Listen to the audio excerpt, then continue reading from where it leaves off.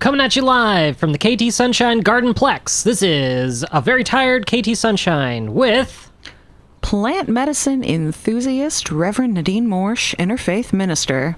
Just remember they didn't get those medicines from me, folks. We're Us Freaks Gotta Stick Together.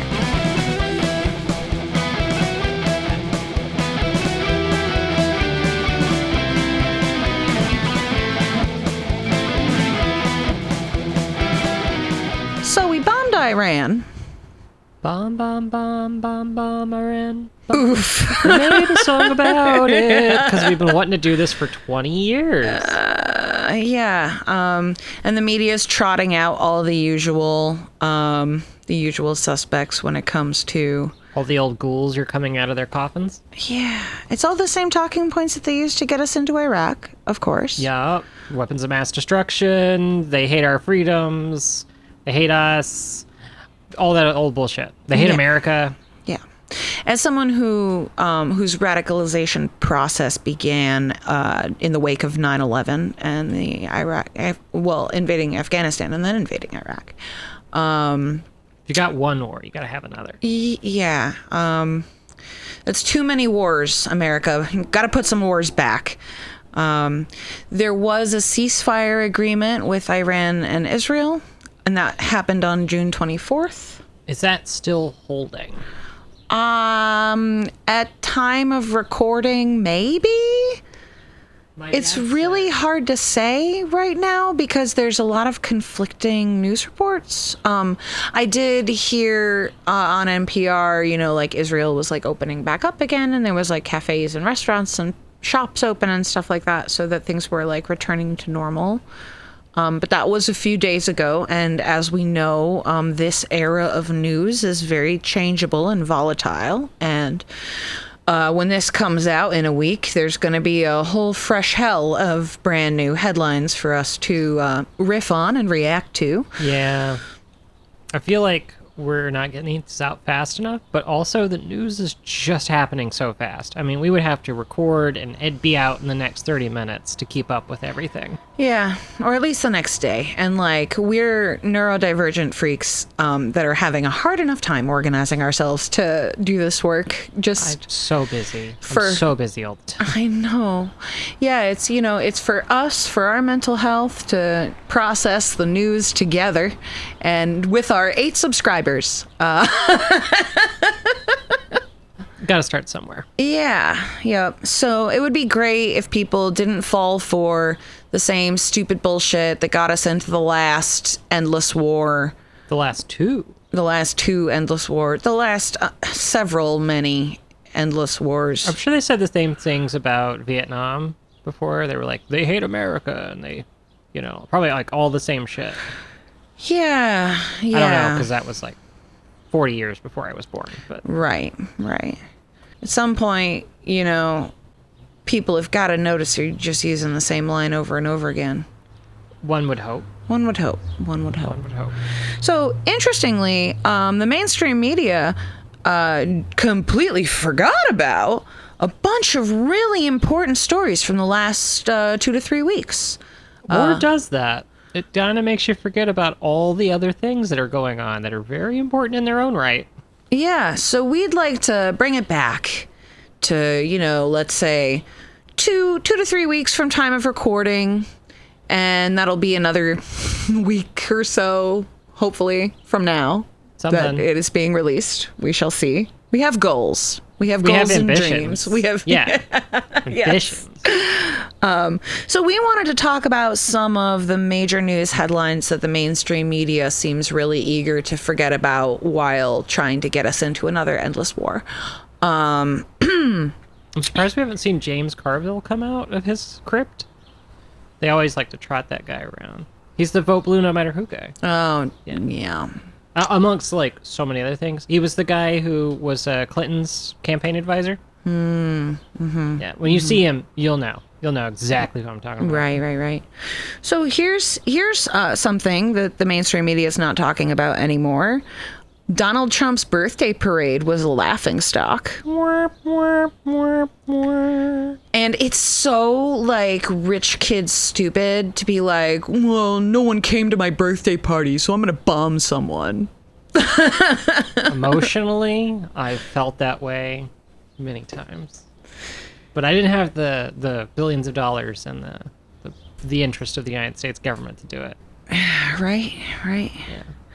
So, so that parade was abysmally attended. We did not look smart and savvy. We were not in sync. It was more of a history lesson than a show of strength. They didn't have a long time to put this together. I know we've been talking about this for weeks, but to put anything of that size together takes a significant amount of work. And I don't know that they did this, but it just being a history lesson is they probably just pulled something that they kind of already had from they're not chapter historians, but all the regiments have a regimental historian, you know? So I bet they just kind of grabbed all the stuff they could and were like, here, put this on. You're a Revolutionary War guy. You're a Civil War guy. You're a World War II guy. Now ride that tank. Yeah. And the roads, I'm not sure what state they're in now at time of recording, but after that parade, the tanks, of course, did a bunch of damage to the roads, and they were roads that were heavy. Yeah, not meant for civilian streets at all. They actually even put down like metal sheets to try and in some spots. Yeah, to try and maintain the road integrity. I just want to say, like, everybody talks about potholes and like how it's like a political issue. Like, the city won't come out and fix my potholes, but like the state of our road system is degrading rapidly, and this motherfucker just drove tanks across it. Yeah, it was like a really, really questionable decision on so many levels, and it made us look so foolish.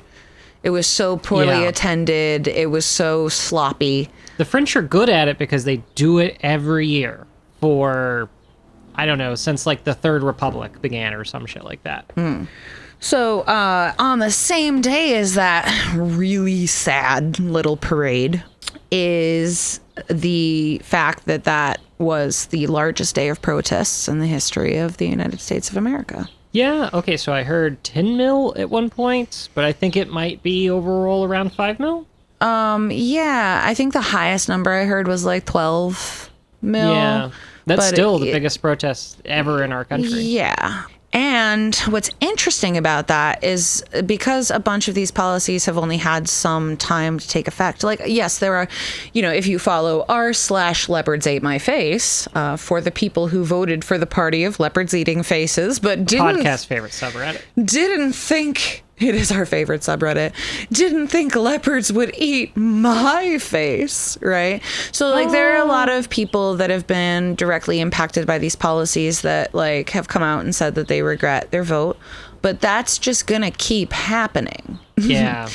As these policies take effect, as more people are personally affected, like the people that are out in the streets right now, they're not even technically personally affected yet, or they might be, they might be queer, for example.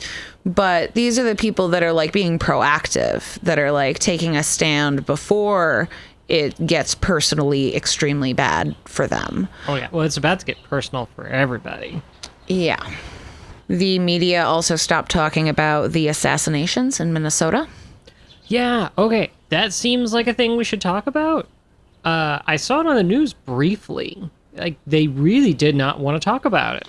No, they didn't, because it was a Christian nationalist Malgite who committed these just grievous acts of terrorism. Political assassination.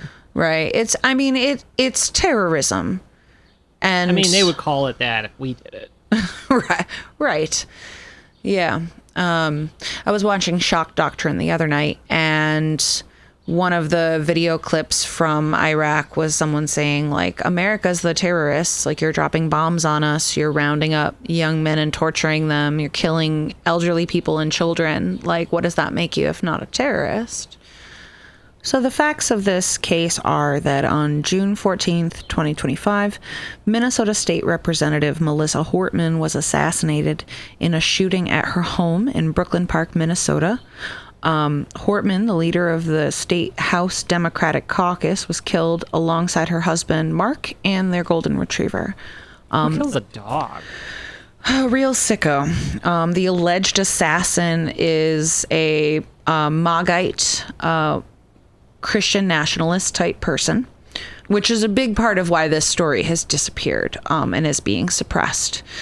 They really don't like to admit that most acts of terrorism in this country are committed by a certain profile of person. The overwhelming majority Yeah. are white, cis, straight men doing things for their daddy Trump. Well, or just for Christian nationalism, or just out of sometimes some stuff that, you know, if we had better mental health in this country, could have maybe been addressed by a professional instead of just left to fester and be mired in all kinds of conspiracies that, like, really, if you're a person who has paranoid tendencies, I'm like, Alex Jones is a perfect example of this. Like, when you're mired in conspiracy and you already have kind of a tenuous grasp on reality, like, acts of extremism seem like your calling, you know, and it seems like everybody's out to get you because you're having a paranoid episode, my dude. Like, and if we had, real robust mental health in this country, then, like, maybe some of that could be avoided because people would be getting, treatment. But yeah, I mean, that's part of the reason why community is so important. You got to have people to keep you from going off the deep end before you do. I mean, once you get isolated, you're just open to all kinds of crazy bullshit. Yeah. So, we did crowd size for the parade. That was a story that's been buried. We have the largest protests in United States history, also being buried.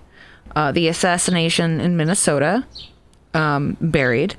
ICE Gestapo abducting American citizens, and a bunch of people who are just trying to, like, come here on vacation. Yeah, as of time of recording, the ICE have picked up 70 U.S. citizens. But they've also picked up a couple Canadians, too, now. Including one who died in custody. Yeah, Ottawa's not very happy about that. Yeah, cartoonishly evil. We keep coming back to this. Who fucks with the Canadians? Like, who even gives a fuck? Oh my god, they're so nice. What do the Canadians ever do to us?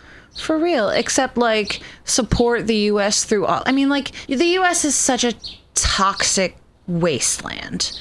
And it's like, when you're dealing with a toxic person, right? You can have their back in everything, and you can, like, always be on their side and always defend them and always protect them. But then as soon as it's inconvenient, or as soon as you give some pushback and say, well, I can't do that, or I won't do that, then all of a sudden you're the problem. You're the worst. Yeah, you're the enemy. You're toxic or narcissistic or whatever therapy word people want to use today. And it's like, yeah, no, Canada not only has been, like, a major trading partner, especially, for people who are from New York and, like, this area of the country. We do a lot of trading with Canada. And they're the we biggest have part of our tourist industry. Yeah, that as well. So, not only have they been, this, like, partner and ally to our north that, like, is never a problem and always supports us no matter what insane bullshit we're on, including sending their own soldiers to Iraq. Yeah. And then people have the audacity to say, what has Canada ever done for us? Only supported us like the only best friend, real true friend that the United States has ever really had. I mean, we've always had a gun to their head. War of 1812, the British invaded from there, but ever since then, and up until World War I, Canada was ready and prepared for an American invasion at any time. But ever since World War I, we've been, like, close allies. I bet they're sad they let that slide. There wasn't much they could do about that during, 1812 to 1914. Right. Yeah. And now they're trying to get back into doing military drills because who's to say what's going to I can't even say with certainty that America will not invade Canada. I don't know. They're still really pushing hard for that invasion of Greenland. Peter Thiel, his wackadoos, and the Pete Hegseth, they've all been real on that because Trump really wants to invade Greenland. I saw a really great thing about ICE in LA, and I fact check this piece of information. It's just so, I want it to be true so bad, you know? And it's like, I've tried to fact check it and it's iffy. Apparently there are some people with tow trucks that have started coming to tow ICE vehicles that are parked incorrectly as soon as they leave the vehicle. And I'm like, yo, praxis. I haven't seen that, but I would love to see that. I know, right? And if you have a tow truck. Right. If we're not doing this already, we should start. Yeah, it's a great idea. Yeah, praxis. So there's also record low polling numbers. From tariffs to trans rights, all of this stuff is tremendously unpopular. Yeah. Well, I mean, he's got a lot of rope to hang himself with.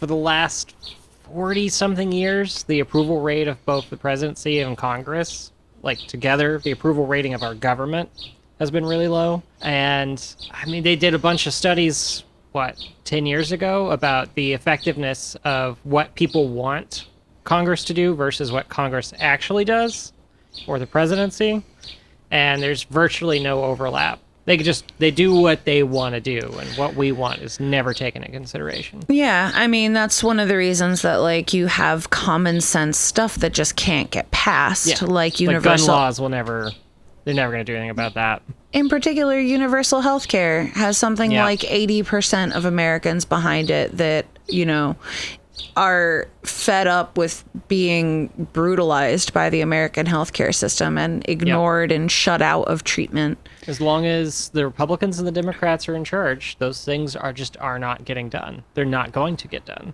Yep. Yeah, because it's not profitable. No, it's not what their donors want. It cuts out an entire middleman that absolutely doesn't need to exist. Your doctor says you need a treatment, you should get that treatment. Well, what would the insurance companies do? I mean, if not exist. Yeah, exactly. And they're not going to let that's an existential threat to their profit. Right. And they're not going to do that as a corporate entity. Yep. And then they have tremendous lobbying power, which also comes back to one of the other things that the mainstream media is ignoring, which is the spending bill that adds trillions to the national debt and kicks what is it, 20 million people off of healthcare? It was 13, and they added some new shit, and the number's gone up. 20 million people, though, out of a country of, 360 million, 370 now, I think. That's a lot. That's a lot of people. It's a whole nother pandemic worth of people. You're almost guaranteed to know someone who will be kicked off of their healthcare at that rate. Yep. And you probably already know someone that's been kicked off of their health care is the really sad part. Well, they've been cutting the shit for years. This isn't the first time. It's also, not the first time that we've had waves of, this isn't covered and that isn't covered. It's also why we have such poor health outcomes in America, because if you can't get preventative medicine, then you die of preventable, treatable diseases and conditions. I'm hoping that we, the people, will not stand for this bullshit. I hope so. Yeah. They've got us fairly over the barrel, but they've had us over the barrel before, and, workers have risen up and done stuff about it before. That's where unions come from in the first place. Right. I mean, our history is a history of battling even more totalitarian brutality. Our history is a history of class war. Yeah, but the methods and modes of control have never changed from monarchs to authoritarian states. They've added layers of it. Surveillance. But there was already surveillance. Yeah, there was already people turning their neighbors in for centuries. Yeah, there was disappearing people. Now they have surveillance cameras on every street corner. The whole Constitution was written in response to, brutality on the scale that we're facing today. We know it can be done, because people have done it all over the world many, many times, even though the odds were absolutely against them. But when we, the people, come together and say enough is enough, then, well, and unless of course the CIA foments a military coup in your country and you wind up being ruled by Pinochet for, years and years. But I also think that has a lot to do with like whether or not a population is armed. It's whether or not like people are able to physically resist when, the Gestapo comes for them. This is why they wrote the Second Amendment to the Constitution. And, say what you will about it. Thomas Jefferson, and say what you will about him. Fuck that guy. One of his whole things was when a government becomes tyrannical to its own ends, it's the duty and the responsibility of every citizen to overthrow it. Yep. Like, that's literally from Jefferson's papers. Yep. I mean, even the bourgeois revolution, the American Revolution, even they thought there was a certain point at which we should do something about it. Right. I mean, and do something to enrich themselves at the same time, and we're living with the consequences of that now, of course. Well, yeah, they won. When we didn't win, they won. Right. The aristocrats won. Yeah. In the class war in America, the worker has never won, only secured temporary concessions from the ruling class, like the New Deal. Yeah. And which is why we got to break the wheel. Yeah. One of the things that's sort of disillusioning me about the protests is that there are so many people there that want to put it back. And I don't know that is the solution to any of our problems. I think that system is how we got here in the first place. These are the inevitable outcomes of a system like that. Yeah. And the choices that are made within a system like that to expand power. Yep. That stuff happened, and we are here now, and these are the consequences. Yeah. Doing it over again is just doing it over again. Right, exactly. It's another temporary delay to the ultimate conclusion of capitalism and how that works out. Yes, I mentioned this to you off mic a few days ago. I had an analogy for capitalism come to me in my mind. I'm sure it's not the first time this observation has been made. This is just an observation I had that I'm sure other people have had as well. But right now we're in this moment in history where we were all playing a game of economy. And then somewhere along the line, someone said, okay, well, you get to keep all of your points from the last game. And in fact, you can inherit points from your parents. And so you get to a point where you can't win the game anymore unless you've already won the game or your parent won the game, because you've just accrued so many more points than someone who's just starting out. And the thing that's really wild about that is that so naturally, right, if you're stuck playing a rigged game that you can't win, and one person's winning all the time, people at the table are going to say, this game sucks. I don't want to be part of this anymore. I clearly can't win this game. It's rigged against me. We're going to go over here to a different table and we're going to play our own game.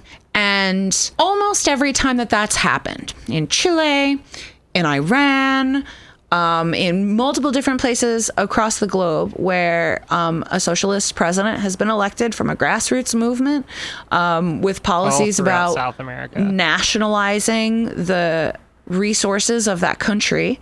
America comes in, flips the table over, stomps on the board, sets it on fire, destroys all the pieces, and says, okay, you have to come play our game again. And our game is we control your resources and your people are impoverished, even though your country's full of these great resources. Someone's getting the product of that, the surplus value from that, right? And it's capitalists. Yep. So now they have even more, and that's sort of the argument with Blue Shell, the 1%, right? Is it like, you should just get a medal, right? You get a medal, it says you won capitalism, and then you have to pay a wealth tax so that, we can fix the potholes in our roads and invest in education and invest in healthcare and have a society that actually is a community instead of a society that's a race. A competition. A competition, exactly. We're not a competition species. No. We do compete, but if we hadn't worked together the last 200,000 years, we wouldn't be here. Yeah, human history is a history of cooperation. Yeah. If you want to learn more about that, Peter Kropotkin has a really great book. Mutual aid, a factor in evolution. It's Yes, really good. I've been really reading good. it lately. But it's not just us. I mean, all kinds of birds and species. It's heavily documented in birds. It's heavily documented in all primates, of which we are one. It's documented in sea mammals, everywhere you look. Sure, there are some solitary creatures, but sometimes even they work together. Mutual aid is a factor in evolution. Ooh, here's another fun little tidbit. The non-aggression rule of the watering hole. Yeah. It's something that you see a lot in nature. It's a place where, water is very scarce. And in those places where there is a watering hole, lots of different creatures who normally might eat each other or otherwise be at odds with each other almost have a kind of peace agreement around using this watering hole because they all need it to survive. And I think that like a society that thinks about things like the watering hole and like basic needs, and then we, if we're going to compete, we'll do it somewhere else. Right. But we could just do sports. Right. Like, I'm not even the biggest sports fan, but like games, there are plenty of healthy, good places we could compete. Yeah. We already have the Olympics too. Like Yeah. this is something humans figured out like several thousand years ago, was like, hey, what if instead of killing each other, we just played games and see who did the best, and then that country has bragging rights for a little bit, and then we do it again. Ancient Greeks had a thing where you could not declare war during the Olympics. Like, it was a major red line for them. So you would see that around the Olympics there would be a kind of traditional truce around stuff. Yeah, we could have a society that worked for freaks and ordinary people. We could have a society that works for all of us and lifts up, a rising tide lifts all boats. Yeah, something that works for us freaks and the regular freaks. Right.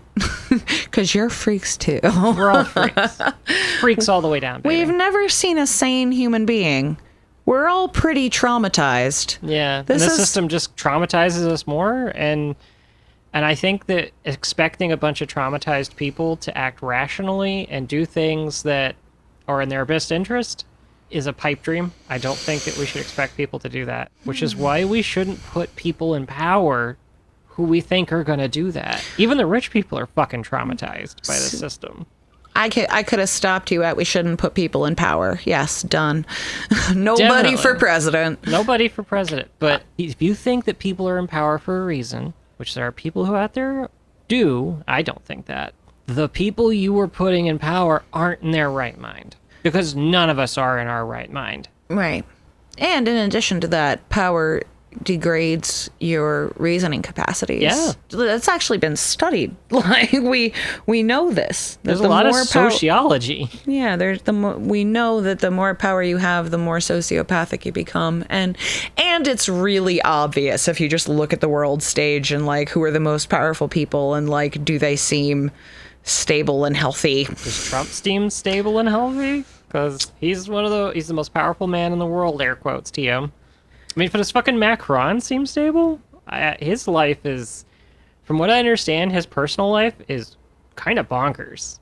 I could imagine it. He kind of got groomed when he was a kid. Oh, wow. Yeah, his wife is like way older than him, and they met like when he was like a teenager or something. He's the president of France. Right. So, the mainstream media has completely dropped a bunch of really important stories. To sum that up, it was a dismal crowd size at an embarrassing parade for Donald Trump's birthday. The largest protests in U.S. history coinciding with that parade, in opposition to that parade. The assassinations in Minnesota, ICE Gestapo abducting American citizens, record low polling numbers, and the spending bill adding trillions to the national debt. Also, allegedly, Trump is in the Epstein Files. Allegedly. So those are all stories that have gotten buried, and we think it's very important to bring them back to the surface and talk about them, and build momentum around them, because they're all very important stories that are these flashpoints of this moment of history that we're meeting together. And it's important to not lose sight of our history as it's happening. Yeah. So we're starting with Epstein Files? I mean, there's really not much to add to that. Like, Donald, there's lots and lots and lots of like video documentation of the pictures of Trump hanging out Epstein. with and hung out with him all the time. I'm reminded of this meme, the meme where it ends with the person being upset, having like the frowny eyebrows. Oh yeah, but it was okay. Well, if they release the Epstein files, Clinton will be in them too. And then the other person goes, okay. And then the first person's angry. But yeah, we would really love to see consequences for the horrific sexual abuses that happened through Epstein. Oh my God. And all of the members of the ruling class that participated in that, all of them should be stripped of their finances and forced out of public life. Perhaps a prince? All of them. Oh, king? With no exceptions, because they're all predators. They're all predators. And I mean, it doesn't matter what side of the aisle. Yeah. So, like, allegedly. We're not saying definitely, but seems so like Elon Musk pretty said much that he was. Sure. But also, he's not exactly a reliable character himself. No, he is not. And having money is not a qualification. Yeah. But also, all the evidence. Yeah, there's a lot of evidence already without even getting to see the Epstein files. We are pretty well aware of, we've got some educated guesses as to who some of the most big name clients were. Got the TMZ video from 2016 where he's talking about grabbing him by the pussy. Right. I mean, it's well within his character. Yeah. Allegedly. I mean, and not allegedly, he raped Jean Carroll and paid out a settlement to her. They proved that in court. Yes. So, like, we know this person is a predator, and we know this person was close to Epstein, so it is very, very likely that the reason we haven't seen the Epstein files is because Trump is in them. And those are all of the stories that Trump tried to bury by creating a crisis in Iran. Which we should say that they did bomb Iran, but it seems incredibly unlikely that they actually destroyed any of their targets, or that what they were looking for was at the target site when the bombs fell. Yeah, this is more... a lot of analysts are saying that what this has done is pushed Iran's nuclear program underground and probably made them feel like it was more necessary to go through with enriching uranium for defense purposes. They've been saying it's just for nuclear power for ages. And I kind of think it doesn't matter. I mean, I don't want them to make a nuke. I don't want anybody else to have a nuke. But, like, why should we have nukes and they not have nukes? You can't imagine an area of the world that has been consistently bullied and bombed. I mean, the fucking colonial powers, you know? I mean, you can't be surprised when people feel like they need to defend themselves when so much violence is inflicted on them. I think that's the place where this regime has the most audacity. Yeah. Is being surprised at the reactions they elicit with all this violence. And all just the terrorists they create. Right, pearl clutching, and I don't understand why they hate us. They must hate our freedoms. As if we have so many. As if we aren't losing more and more freedoms every minute under this regime. So, for some other news that is, not great, in one step closer to completing the goals of Project 2025, the Supreme Court says states can limit access to pornography. I need my porn. I'm not going to lie, So there's two parts to this. There's what has happened just now, and then there's what the ultimate goal is as outlined in Project 2025. They want a theocratic state. They want just Christian nationalism for everybody. Right, but what they're starting with is just age verification on pornography sites. Which if they really had a problem with, they would have done something about 20 years ago. when all these pornography sites started popping up on the internet of all places. Well, there have been measures that have been struck down because of First Amendment concerns, which is, really valid. It's like, who gets to decide what's pornographic? Who gets to decide what's obscene? The reaction from creators, because the consequences are so dire of like getting found guilty of providing these obscene materials to a minor, is like many, many thousands of dollars. A lot of porn sites are just like, not, you can't access them at all in these sites, as rather than having a place where you can verify an ID. So there's that. And 18 states have enacted such laws, and there are several more that have voted in these laws, but they haven't gone into effect yet. I think in Texas that you gotta upload your ID. Yep. To watch porn now. The case that was being decided was in Texas, but they say well, you could just upload your ID, but a lot of providers like Pornhub just restrict access for the whole state because it's not worth the potential risk of being found liable. Yeah. So that's one thing, is dampening free speech. There's a goal in mind here, as outlined in Project 2025, and this is the first step of these goals. So the first step is you make pornography illegal. So first you restrict pornography, then you make it illegal. Then the next thing that you do is you say that distributing pornography or writing pornography or videographing, hosting it in any way, you make that punishable by the death penalty. And then the last part of that is that anything related to queerness in any way is deemed pornographic. Yeah. So queer people will no longer be able to tell their stories, including their own coming of age stories. Queer people would no longer be able to talk about their lives, romantic lives, partners at all. And I mean, the goal there is essentially to make it pornography, make it illegal, make it punishable by the death penalty, and now you have genocide. Now you get to say, well, your very existence is obscene, so we're going to remove you from public life. Well, they've done that before. They have, and we fought back before. We fought back under much more perilous conditions with a lot less political support from the general public. That is true. Yeah. And we've never had more general support than we have now. Right. Even Republicans, not like the majority of Republicans, but like a good, 30% of Republicans are like, well, I have no problem with gay marriage. I mean, it's been in effect for over a decade. It hasn't affected my life at all, so I guess I don't really care. Yeah. And I mean, probably a bunch of those people are queer Republicans, which... That's a humiliation kink right there.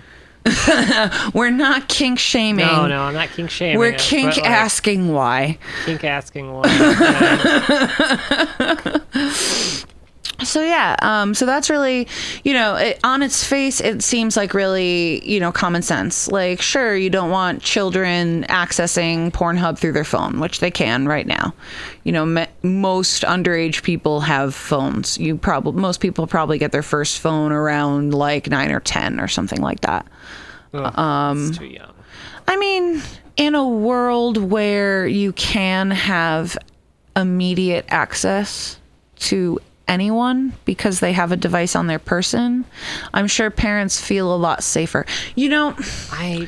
Are they though? I mean, probably not. I think like the Life 360 app is a great example that I think is like an overreach, but I could understand why a parent would use it.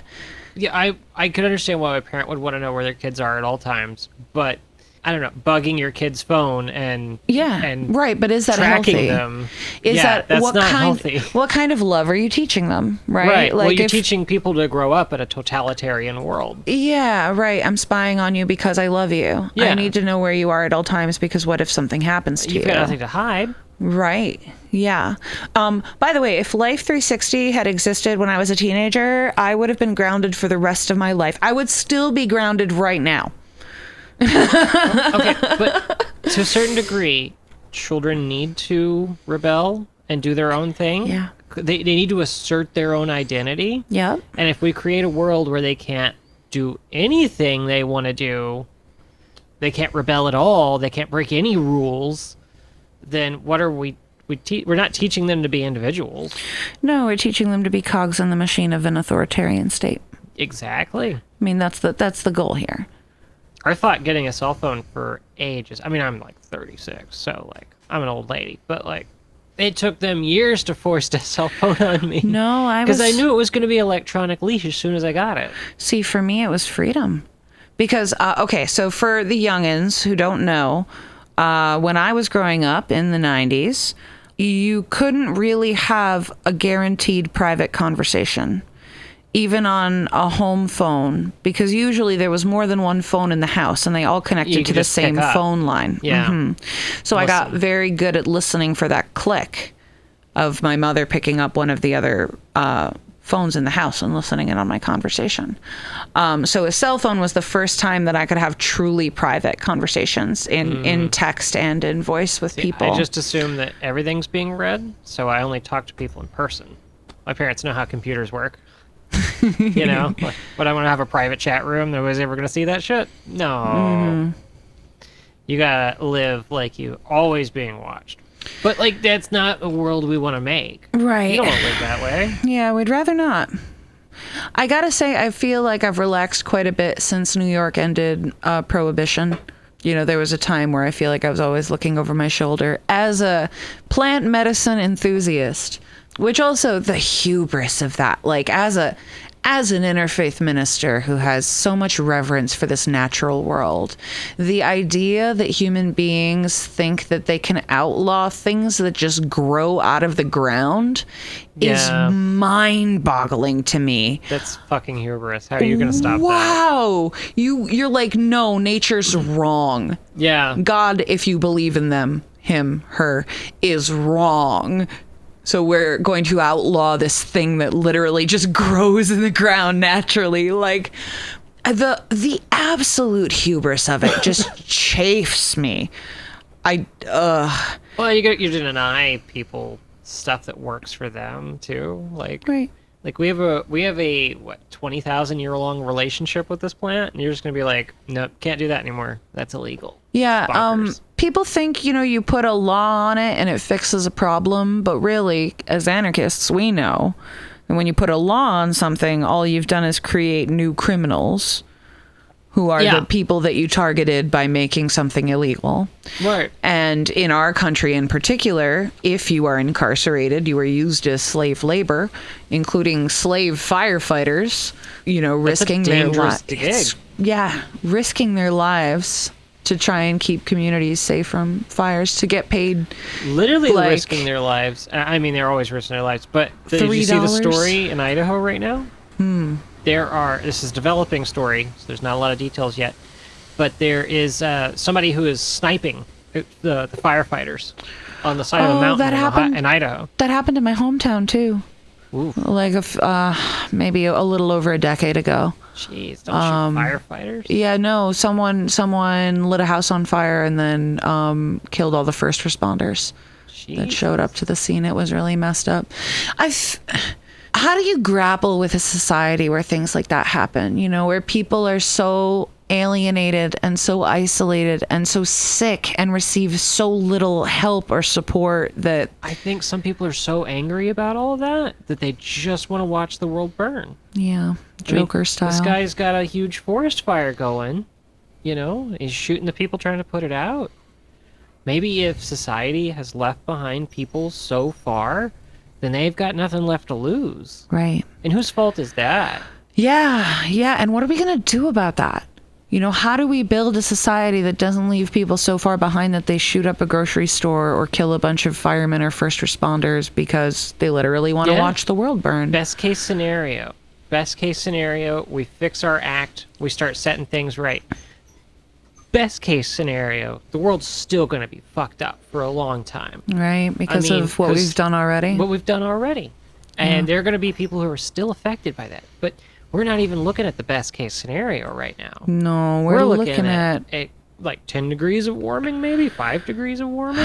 We're We're looking at drought. We're looking at crazy ass weather. We're looking at totalitarian governments. We're also looking at potentially like the Gulf Stream stopping and throwing us into a new ice age. Yeah. Like or the Pacific currents. The stakes have never been higher, and we are messing up really badly, and we are running out of time to do anything at all about it. Now is the time to fix it. Some of these things, once they happen, we can't fix that. It just doesn't go back.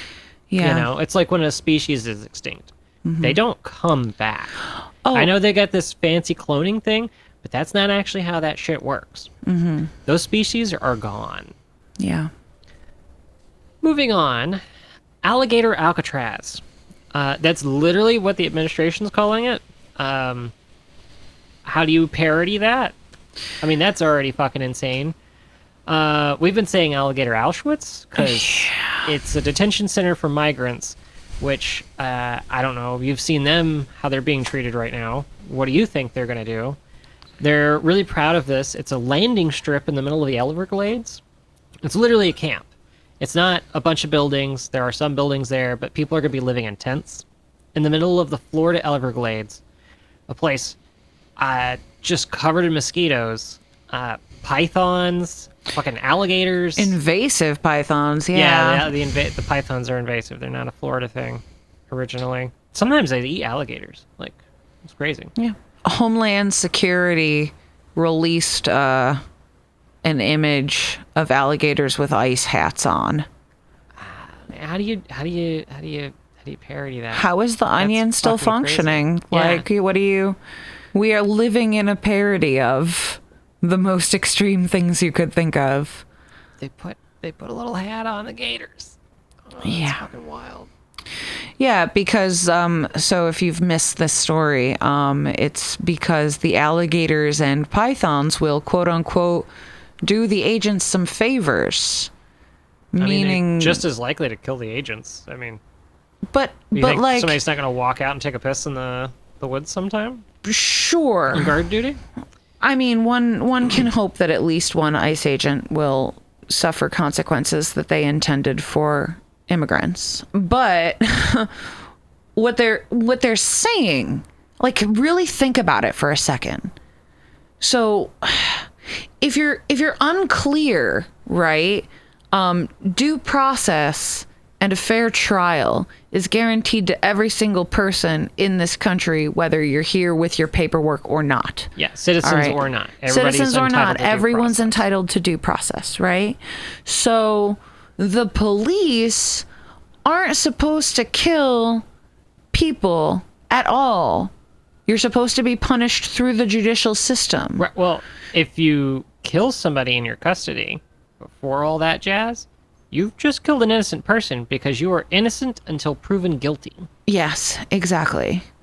But it's also like there's this new idea that like accused people are guilty. This is something just because they're accused. Yeah, this is something that Republicans do all the time, except conveniently when it's like a shooter who's MAGA. And then all of a sudden, that guy's definitely innocent until proven guilty. But everyone else... Or he was Antifa the whole time. Right. So there's this idea that even the cops have. And you know this because there are cops that are repping the Punisher logo. When there are multiple comics where the Punisher says, if I ever catch you doing things the way I do them, I will kill you myself. Yeah, the Punisher regularly kills cops. Yeah. They do not understand the Punisher. They think the Punisher is just about fucking killing criminals. Yeah, they think that, right, that the Punisher is just about killing criminals. And also that they, as cops, get to kill criminals. No, that's not your role. Your role is to apprehend someone and bring them in so that they can be tried in a court of law. That's how this country's supposed to work. Right. You're not fucking Judge Dredd. So, but you think they'd like Judge Dredd more? Right. For real. Yeah, wow. That's a very good point, Kate. Why don't they don't give a fuck about Judge Dredd? Well, it's because I think it might Punisher. just be because Judge Dredd mostly kills corrupt judges. Well, yeah, but they don't even know what the Punisher actually does. So Sure. Like, how would they know Judge Dredd mostly kills judges? Right. So all you know is the Anthrax song, I Am the Law. right. So there's this like new kind of like Wild West with American law enforcement where many of them, Homeland Security, ICE, regular beat cops, state police, many of them have this idea that they are judge, jury, and executioner. And they get to decide if you're going to go home to your family. Yeah. And even routine traffic stops. Yeah, there are some really horrific videos of things that have happened at traffic stops that keep me up at night. Yeah. It's sick.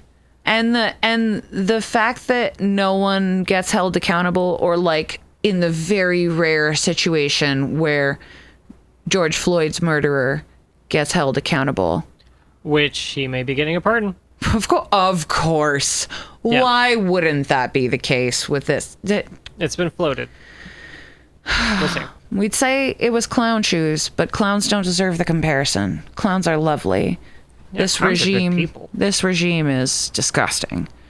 It's just truly appalling and staggering. And so my point with all of that, though, was that ICE is literally saying we're hoping some of these migrants get eaten by pythons and alligators because that means we don't have to process them or do paperwork. Or feed them. Clothe them. Any of that. Yeah. And wow. They're telling you what they want to do. Yeah. They don't intend for many of these people to ever come back, if any do. And they're belying the fact that they don't even want these people to survive. Yeah. They are guilty because they are accused. Well, and so one of the big points of resistance there is that a lot of businesses rely on immigrant labor. Yep. I think what's probably going to be happening is they're going to round up people, and then they're going to use them for labor. And if they don't comply, you go to Alligator Alcatraz or whatever until some, air quotes, final solution presents itself. Mm-hmm. You know, towards the end of the war or whatever bullshit happens in the next few years. Right. It's the difference between them calling it Alligator Alcatraz and understanding that it's really Alligator Auschwitz. Yeah. Which was originally a work prison. Or work camp. It's a dark time. It's a dark time to be alive. Yeah. Yeah. Anywho, we had a sponsor segment. This is where it would go. Yeah, right at the most depressing point. So, that all sucks. Holy cow. It's depressing and scary and maddening. It's not my favorite, no. No. But we do have some good news. We've actually got 4 points of good news to bring up. Yeah. That's so many. It's so many. Wow. I know. Wow. It's an embarrassment of riches. Right. So we've talked before on this podcast about Mahmoud Khalil, the Columbia University student who was abducted and had his permanent citizenship revoked. Yeah. The government is trying to say that he lied on his green card application and that's why he's being held. However, he was released on bail very recently. It's important to note that he was protesting what the Israelis have been doing to Palestine. Yeah. On campus. Free Palestine and the genocide in Gaza. Yeah. Well, and the campus, the college's participation in that through financial means. Yeah, so that's some good news. As scary as it is for people to be detained for exercising their First Amendment rights, people rallied. People got together, people made demands, and some of these demands were kind of heard a little bit, at least. Again, Mahmoud Khalil has been released on bail with this thing hanging over him about the government saying that he lied on his green card application. So that still has to be resolved, but he is at least at home in New York City. So there's that. That's some good news. Some more good news. We've talked about on the show before Kilmar Abrego Garcia, the Maryland father who was deported in error to CCOT, the brutal torture prison in El Salvador. He has been returned to the United States, but he is being charged with felony smuggling, and he is awaiting trial in Tennessee. So he has at least been taken out of CCOT, which is the dangerous murder torture prison. Right, and returned to Just the a United regular States. murder torture prison. Right, and is awaiting his due process, which, we'll see. It's something. It's something. It's not nothing. I mean, the conditions are probably significantly better than CCOT. Right. Even if they are bleak in their own right. I'd love to see everybody else sent to CCOT set free. Yeah, because they are all innocent people who did not receive due process. Yeah, regardless of whether they may or may not have done. Mm-hmm. They have not received process. There was a court order to turn that plane around, and the regime refused. Yeah. So that is still very disheartening, and there are still many people who are innocent because they were never proven guilty. They're all innocent. Who are in CCOT, and that's terrible. But we got the 2 back that we made the loudest noise about, and that's not nothing. Well, if we keep making noise, maybe we can get more. Right. Yeah. Some more good news specifically for New Yorkers. Zoran Mamdani won the Democratic... He won the Democratic primary in New York City. Yeah, that to one. To be mayor, the mayor of New York City. Yes. He beat Cuomo. He sure did. And everybody else. One of the beautiful things about that is that he's a Democratic Socialist. From the DSA. From the DSA. We like the DSA. Shout out to the DSA. They do good work. And he ran on some really, really popular things. So he ran on universal child care. He ran on rent freezes. He ran on state-sponsored grocery stores. Free buses. Free buses, yeah. Expanding the Walkable City initiative. Yep. Bike lanes, parks, all that jazz. Yep. So what's really funny about that, and what's really beautiful about that, is Fox News obviously immediately freaked out because socialism. Oh my God. They're melting down. They can't handle it. And apparently there was a directive inside of Fox where they were instructed to stop talking about Mamdani's policy proposals. Because it turns out that Mamdani's policy proposals are very popular even among Fox News viewers. I have noticed that they have shifted their coverage away from that and to the fact that he's a Muslim and said intifada one time or something. They don't know what intifada means. They don't know what jihad means. They don't know any of these words mean. They're just scared by them. That reminds me of, a gotcha question that's fun, which is, do you think your children should be taught Arabic numbers in school? Oh, that's funny. And then everyone loses their mind. No, Arabic numbers. What is this woke nonsense? And it's like, oh, you. The terrorists will win. Sweet summer child. Yeah. In case you didn't know, Arabic numerals are the ones we use. Yeah. That's what the numbers we use are called. Yeah, because they're Arabic. Because that's where they come from, historically. And now the whole world uses them because they're the best system of counting. Well, I mean, I don't know about that, but they work pretty good for us. Yeah, Roman numerals suck. Well, I'm not saying that. I'm just saying, other people may have their own shit, and ours isn't the best, Sure. you know. Well, I'm sure other things have merit, too. Right, but I don't know. It's the one that's very accessible that everybody decided to adopt. Like, we couldn't even get the whole world to adopt the metric system, which is arguably the best system of measurement. But all those people still use... better than customary. Sure, but all of those people still use Arabic numerals. Yeah. Yeah. Yeah, they focused on Mamdani being Muslim and are trying to use the same tired, fear-mongering BS that they've been trotting out. They're going to execute billionaires in Central Park. Oh, you're getting me wet, Kate. One can hope.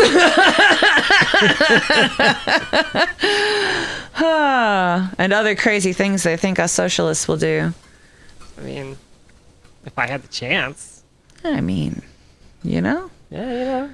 There's like 2 school buses worth of people who make all of our lives miserable. Right. If we just took them to Central Park, it'd be fine. Right. We could work it all out. Just a pleasant ride to Central Park. Yeah. Yeah. Yeah. So more good news for New Yorkers, specifically in the capital region. There was a tight race for That was also for mayor, right? It was also for mayor. It was also for For mayor. the mayor. There was a tight race between thin blue line Dan Cerruti, The landlord's candidate. the landlord's candidate. Ugh. I mean, that tells you something, right? I mean, that tells you a bunch right there. I mean, that's not his official tagline. But He's also the thin blue line. He had a thin blue line on his... the coward's line. It's so thin. It's so small. It's really easy not to see it unless you're close up. Unless you're really close up to it. Yeah, but that was on all of his signage that people had on their lawns. Yeah.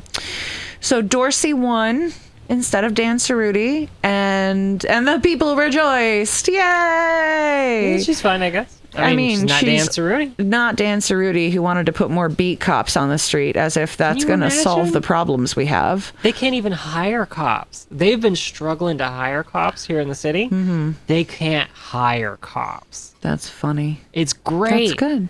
So, they're gonna put all these new cops on the street? Where are they gonna come from? You're gonna pay them with what? Right. The city can't do that, even if it wanted to. Because people have to want to work people have to want to be cops. Yeah. So I think one of the most important takeaways from these two elections is that people are rejecting the police state at the ballot box. One of these is a very small victory for a very limited number of people us here in town. But New York City is a bellwether for the whole country. Yeah.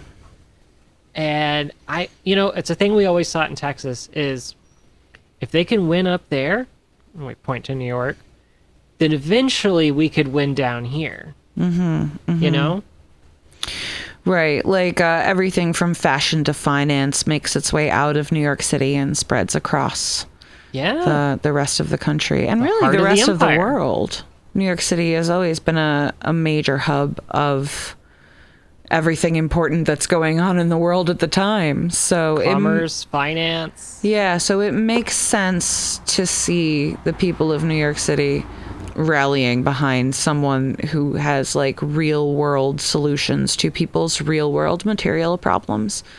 Because that's really where we're at politically right now, is like we've had shocks to the system over and over and over again. We've lived through, generational crises 144 times. I'm making that number up, but like just an obscene amount of times, especially if you're a millennial. You've seen a once-in-a-lifetime crisis almost every year since you were 13. We all have the memory of watching 3,000 people die on live TV. We do. Yeah. A lot of us watched it in school. Yeah. And then some in school and some when they got home. Yeah, I was telling Kate before we started recording that I was really radicalized in the wake of 9/11, and I was only 13 at the time, but even what was going on then was so ghoulish that I couldn't help but be, saddened and enraged. And I felt a very strong kinship to even though there was no draft, I felt a strong kinship to the protesters of the Vietnam War, that unjust wars are disgusting and have no place in anywhere on the world stage. I mean, what is a just war even? Sure. I mean, I guess I would say the only quote-unquote just war is a people defending themselves from invasion. Sure, but what I mean is, this is all, a really bad idea. Yeah. We should maybe just talk this shit out. I mean... and not try to conquer each other. What's wild is that we already know, because we have so many years of human history, that after everyone shed more blood than they can stand, after, thousands and thousands and thousands of people are dead, what ultimately happens is people sit down and talk it out.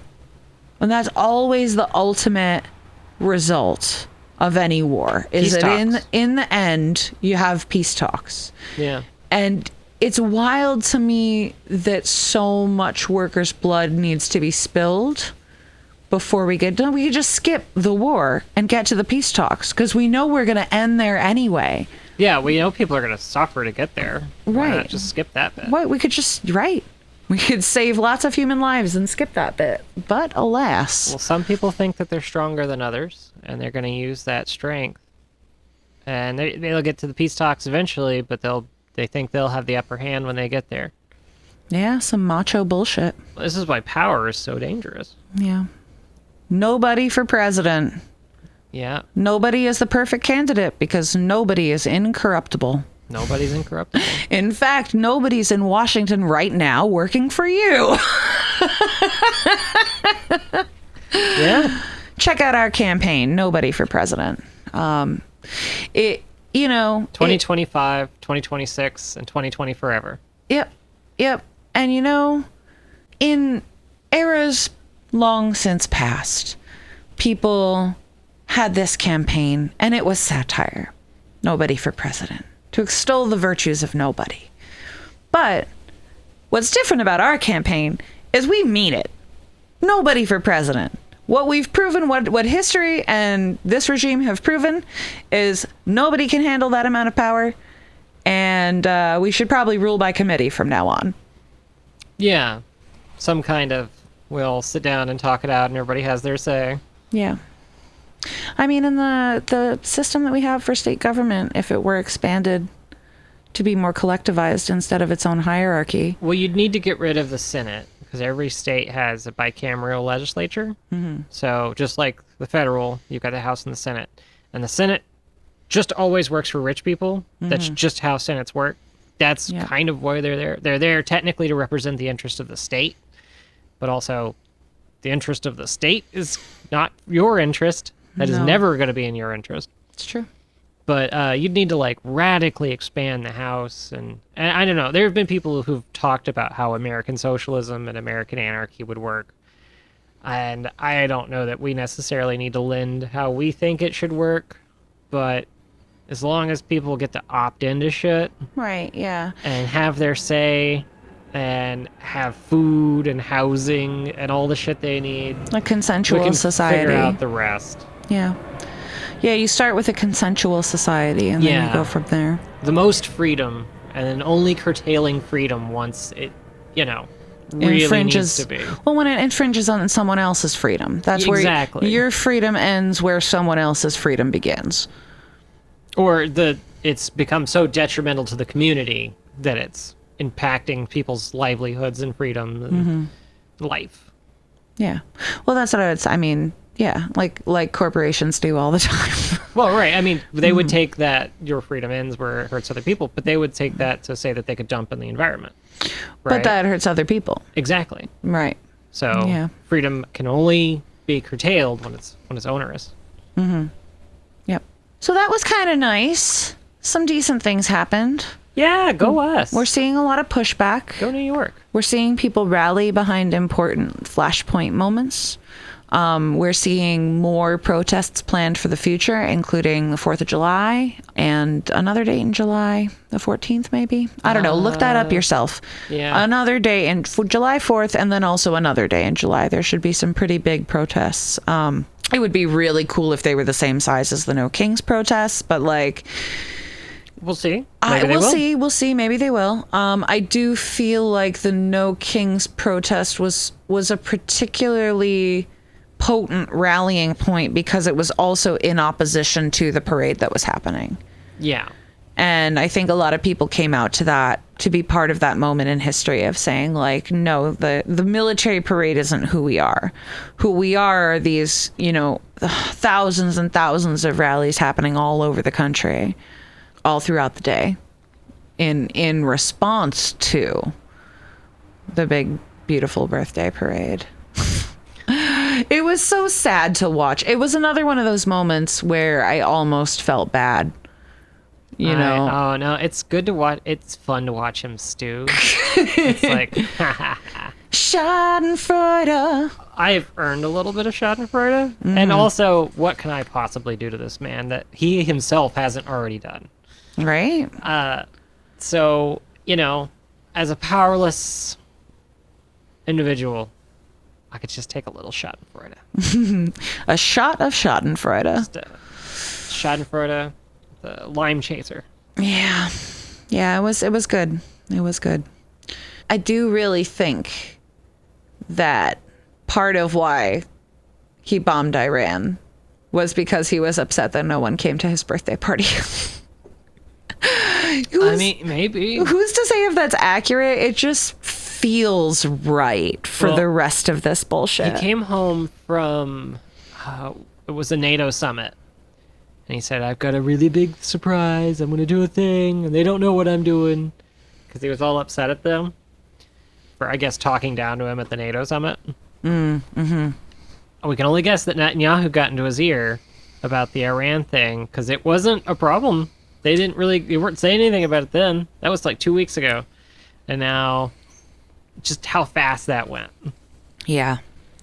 All of a sudden, we're just going to bomb this country. Because maybe Netanyahu talked to our president, or maybe our president got upset about his birthday. It's bonkers. It just seems like exactly the sort of like petty, vindictive nonsense that he would pull because he had a bad experience and wanted to look cool and tough and strong after looking honestly like pitiable. And take it out on everybody else. Yep. Musk does the same things. All these rich guys, they're just big children. Yeah. I mean, if you never had anyone model what it's like to be like a civic-minded, community-responsible adult person. And they probably haven't. Yeah, then how were you ever supposed to learn that? I mean, we know Trump's dad was a fucking psychopath. He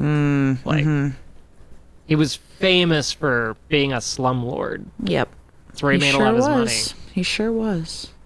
And I don't think that Elon Musk's emerald mine owning dad father has probably anything better. Yeah, no, the emerald mine he owned in apartheid South Africa. Yeah, I highly doubt that's a stable and well-adjusted and emotionally intelligent individual. Like, no, probably not. No, probably not. No. I mean, and as we said before, you know, we've really never seen an untraumatized person. But the unbearable emptiness it must take to try and fill the void in your life with billions and billions of dollars and still not be able to make a dent in a feeling of self-worth. With raw power. Right, yeah. It's one hell of a drug. Yeah, and that it doesn't satisfy them. No, like any hard drug, you just want more until you're stealing your mom's TV and selling it or something crazy. Oh, man. Did you see Requiem for a Dream? That is exactly what I was thinking. That's what I was thinking. Thank you so much for getting. I went to Requiem for a Dream. Oh my God. The soundtrack is so good. My mom is a person who likes to make a list of movies that she's going to watch. And I happened upon this list and she had Requiem for a Dream written on there. Shit. And I was like, Mom, maybe don't. I don't know if your mom's ready for that movie. The problem with just like Trainspotting, brilliant movies. I love Requiem for a Dream. I love Trainspotting. They are brilliant movies. You cannot unsee them. No. Once you have seen them, you cannot unsee them. There will be scenes that are just burned into your brain forever. Yeah. And I was trying to protect my mother from that because I don't think that was. No, probably not. No. Yeah, no. Maybe she has very genteel boomer sensibilities. That's gonna blow her mind. Yeah. Also, it has I mean, my mom was also not the kind of person that likes movies with terrible endings, you know. And nobody gets off in that. Nobody makes it out of Requiem for a Dream. So not in a good way. So now you know, chickadees. If you want terrible images burned into your memory forever, while also learning very important things about the seedy underbelly of life, and a great soundtrack. Oh, it's a very so good soundtrack. But the title song for Requiem for a Dream, as soon as I hear it, it sets my teeth on edge. I can't. I'm like, no. Very anxious. Yeah. Oh, speaking of great soundtracks, Utopia, British show from 20 teens. It's about a conspiracy theory. Where they're trying to like make people not have babies anymore, but like everybody, but like not everybody, just poor. Right. Anywho, wow, that show makes me so anxious. Like I had to stop watching it several times, but it's like that good. Right. That good. Right, and the soundtrack is amazing. Yeah. It's usually a good thing when a movie is impactful, you know, when it hits you in a visceral way. It's supposed to make you feel something. It's supposed to make you feel something, but even if you don't like it. But sometimes It will make you feel something that you will never unfeel. And it's important to go into that experience with aware. And right. Yeah. Cinema is powerful. It is. Yeah. Human stories are powerful. Human stories are powerful. It's one of the things that I say a lot when I'm reading cards for people is I have this whole spiel that I give about how it's really a psychological exercise, and that's why it works. But one of the big things is I point out to people, like, you're telling a story all day long about who you are and how you're feeling and what you're doing and why. And part of the exercise of like reading your cards or reading your runes is to disrupt that story that you're sort of telling mindlessly while you're existing, and spending a moment just consciously like analyzing it and consciously thinking about like, well, is that how I want my story to work? Or like, what changes would I like to introduce to tell a story that maybe is more suited to my heart center and not who I might habitually be if I'm like hangry or tired. You don't have to keep playing out that story. Yeah, you could just make a new story at any time. At any time, you can start a new story. Yes, exactly. And I mean, the best way to do that is with incremental changes. Just like the best way to get someone out of a cult or to get someone to open their mind is very small incremental movements away from wherever they're situated at the moment.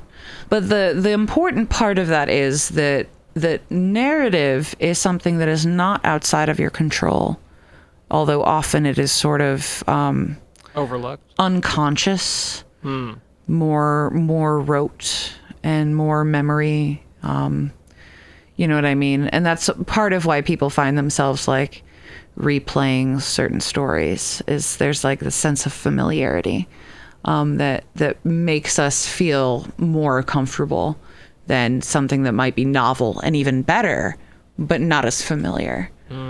That's scary. Yeah. Yep.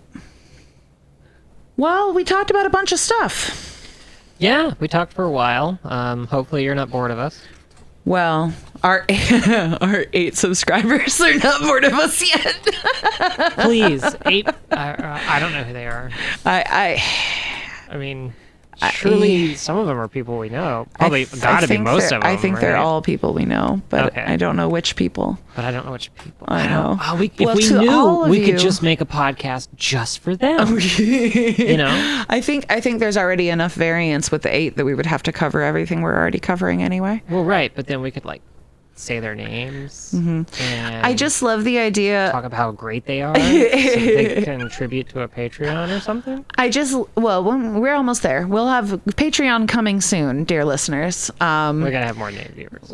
Yes, more than 8 subscribers. But I love the idea of like coming back to this recording, you know, when we've been doing this for years and being like, oh, do you remember when we just had 8 subscribers, David? It was so embarrassing. Honestly, I'm thrilled.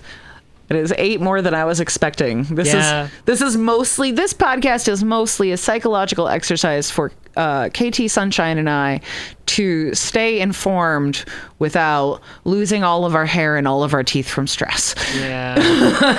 Because I grind my teeth when I'm stressed. Me too. It's called bruxing, if you didn't know that. Oh, I hate it. Do you have a mouth guard? Well, I can't sleep with it in. I just, like, having it in makes me clench my teeth. So I'm like, oh no. You don't have like a fitted one? Oh, I've done the one where you stick it in the microwave and you're like... Oh, no, not that one. Not you. That's the one I spit out. Oh. Or like I can't sleep with it in because I'm like trying to keep it in. Yeah. You have to go to your dentist and get a mold made, and then they'll it'll be like one that fits to your teeth that you don't have to mess with at all. Well, I'll still be like grinding it though.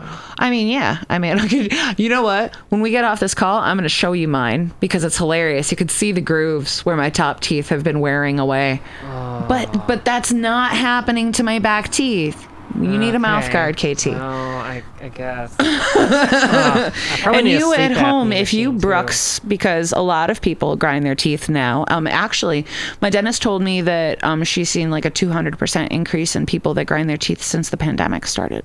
That makes sense. It does make sense. Yeah. I mean, because there's a lot of stressors that are outside of our control at this moment in history. I was stressed out before, like the cool kids, but I mean, I'm really stressed out now. We were stressed out before it was cool. Yeah. Get on our level. Oh, chat. We have a good time here. We do. Even with horrible news, we have a good time. Horrors beyond our cognition. You know, that is my new favorite. If someone asks me, how are you? My new favorite response is, the horrors persist, but so do I. That's fun. I like that. I've had a lot of people be like immediately start laughing while also being like, yeah. That's so relatable. So relatable, right? Yeah. We're all in the same storm. That was a meme that I saw going around. Yeah, we're not all in the same boat, but we're all in Right. the same storm. Some people are in a yacht. Yeah. Some people are in like a tugboat. Some people are like clinging to driftwood. But we're all in the same storm. Yeah. That's why you got to make sure, if your piece of driftwood's big enough, try and help anyone else you pass by that doesn't have anything to cling to. There's a lot of people out there. Yeah. And every bit of mutual aid is ultimately a thread in a community that helps keep you and everyone you care about alive. I have those male friends, and it's a competition. Like, the world's a competition to them. Everything's a competition. Well, if I help these people, then it's less resources for me. But that's not how that shit works. No.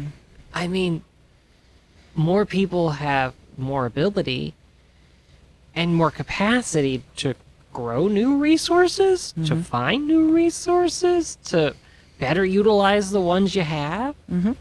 But there's just some people who think everything's a fucking conflict. Yeah. Everything's a competition. It's a macho. They gotta be on top. Macho bullshit. It's ridiculous. Well, and also, too, it flies in the face of what we know to be true, which is an old adage that you and I say all the time when we're doing work in our community, which is many hands, light work. Many hands makes light work. Yeah, the more people you have involved, let's say, the difference between 2 people weeding our vegetable garden and 6 people weeding our vegetable garden is about 2 hours. Well, and then our friend shows up and he knows all the plants in the garden. Maybe the ones that we shouldn't weed. Maybe the ones that are beneficial to leave. Maybe the ones we can eat. Yep. Like, I didn't know that shit. Yeah, right. And then that's also like a skill share and an information sharing thing where you like teach each other important skills while also doing work together as a community. It's part of it's part of the reason why being very diverse is helpful, because we all have different abilities and skills and points of view. Yep. It all helps us. So speaking of mutual aid, we tend to plug a few different organizations at the end of every episode. One of them, of course, is Food Not Bombs, which is a national organization, and you can find your local chain. And if you don't have a local chapter of Food Not Bombs, you can feel free to make one. There's definitely one in Dallas. There's one in almost every major city in the United States. Yep. And the primary directive of Food Not Bombs is to feed your neighbors, because feeding your neighbors is punk as fuck. It's very punk. So punk. So our local chapter of Food Not Bombs in the Capital District has a meal giveaway every Monday at 5 p.m. where we have bread, baked goods, produce, hygiene supplies, and also feminine hygiene supplies. And then once a month, usually the 3rd Saturday, sometimes the 4th Saturday, depending on weather, we have a free store, which is really, really free. The really, really free store? And we have all kinds of things. We have housewares. We have clothing for men and women and children. We have toys. We have some books. Not very many books, but there are all kinds of things there. I myself found a really excellent pair of ice skates that were exactly in my size. So I went ahead and picked those up, and it was very exciting. I found 4 pairs of breeches, which is amazing because nothing ever fits me. And I also got to get rid of exchange a bunch of stuff that didn't fit me anymore, or that I didn't like. One of the things that we actually did was we hosted a clothing swap party where we and a bunch of our friends, we all brought everything from our closets that we wanted to donate, whether it didn't fit or wasn't our style anymore, anything like that. And then everyone went through all the different things, and we all found something. Everyone that went through the piles of clothes that we had. The getting was good. The getting was good. I myself found several new wrap skirts, which I was very excited about. They do look really good on you. It's a hippie thing, So after the clothes swap party, naturally we had a bunch of donation items that no one had wanted. And we were able to bring all of that stuff to the free store to help them replenish their stores. So, when you're thinking about mutual aid, obviously the getting's good and you can get some really cool stuff, but don't forget to give some stuff too. It's a really good opportunity. There's stuff that you have that you don't want or not using, or that you don't think you're going to use again. And there are people out there who will get a good use out of that. It's true. Another place where you can utilize this sort of mindset are the Buy Nothing groups on Facebook. I love a Buy Nothing group. Yeah, that's another great little way to organize people in the community, and also to create a mutual aid network with your community where you can strike back against tariffs and strike back against the rising costs of late-stage capitalism. And get plant clippings. There's a lot of good plant clippings. I got a ton of Monstera from one time, and that shit grew up really big. It was amazing. Nice. So in addition to Food Not Bombs, we also believe in the mission of the Democratic Socialists of America. They do a lot of great work in a lot of major cities in the country. We've also been repping Indivisibles, 5051, and the No Kings movement. However, there is some criticism of these movements in saying that they are controlled opposition. And that's a reasonable critique. Maybe. Right. So let's say, none of that's your speed and you don't really want to be involved in any of that. Well, another thing you could do is just talk to your neighbors and figure out what are the needs in your community that aren't being met, and what could you do to potentially help create a network to meet those needs. Yeah, talk to your neighbors. Get to know what's going on in your community, and try not to act unilaterally. You may think you know the needs and wants of your neighbors, but that may not actually be true. Yeah, ask them. Find out. Find out.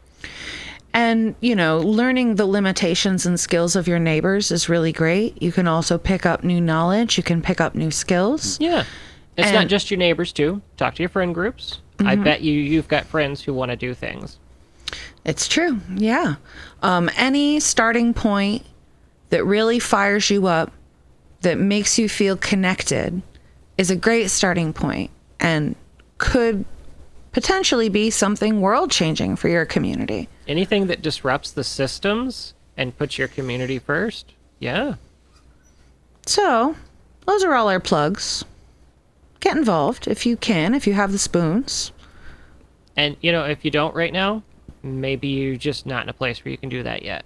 Sure. But that doesn't mean you won't be in a place in the future. It's true. It's true. Put it in your pocket, as I like to say. You might have to focus on self-care. And coincidentally, our next episode will be a deep dive into a bunch of different methods of self-care, self-regulation, and co-regulation that KT and I have learned over the years to help keep ourselves sane in trying times. We're going to go take a portable thing and go sit on top of rocks and talk about it in the breeze.